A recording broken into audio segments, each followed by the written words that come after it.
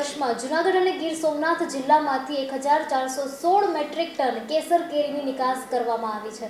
Canada, USA, UK, Australia, European દેશો, Dubai સહિતના 20થી વધુ દેશોમાં આ નિકાસ કરવામાં આવે છે.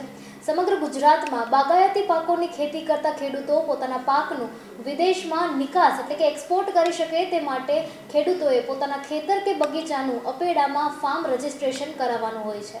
ત્યારે સમગ્ર ગુજરાતમાંથી 1429 ખેડૂતોએ પોતાના પાકના એક્સપોર્ટ કરવા માટે રજિસ્ટ્રેશન કરાવ્યું છે. તેમાંથી 675 રજિસ્ટ્રેશન માત્ર જૂનાગઢ અને ગીર સોમનાથ જિલ્લાના છે.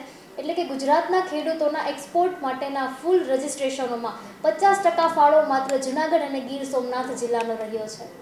સામાન્ય રીતે કોઈ પણ કચેરી હોય તો ત્યાં અધિકારીના નામના બોર્ડ લાગ્યા હોય છે, પરંતુ જૂનાગઢની એકમાત્ર એસટીના વિભાગીય નિયામક વીબી ડાંગરની કચેરી એવી છે કે ત્યાં સફાઈ કર્મચારીઓના નામના પણ બોર્ડ લાગ્યા છે.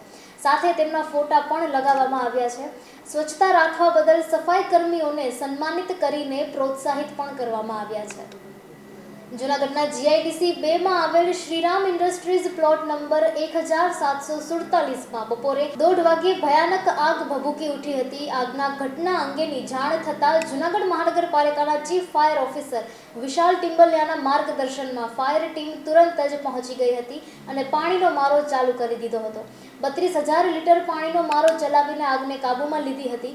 આગની ઘટનામાં 7 થી 8 ટન વેસ્ટેજ કચરો સળગી જવા પામ્યો હતો.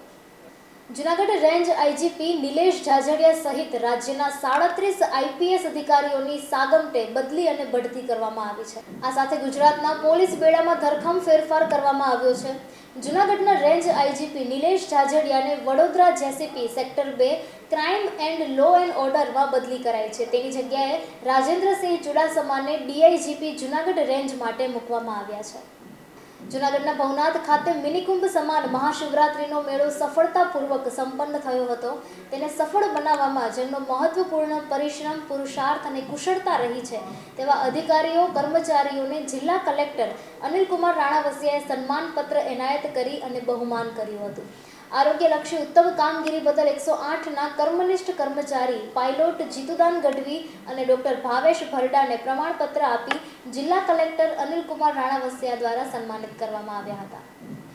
ખેતીમાં થયેલા નવા સંશોધનો અને આધુનિક પદ્ધતિઓની ખેડૂતોને જાણકારી મળી શકે તે માટે જૂનાગઢમાં પ્રાકૃતિક કૃષિ પરિસંવાદ અને પ્રદર્શન કાર્યક્રમ યોજાયો હતો.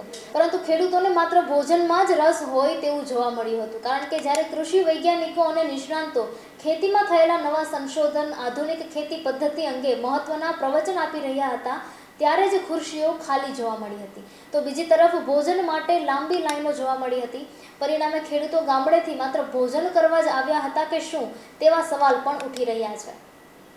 ગુજરાત હાઈકોર્ટે એક મહત્વપૂર્ણ ચુકાદો આપતા એવું ઠેરાવ્યું છે કે કોઈ વ્યક્તિ અન્ય કોઈનું વાહન લઈને નીકળ્યો હોય અને અકસ્માત સર્જે તો તે થર્ડ પાર્ટી ગણી શકાય નહીં.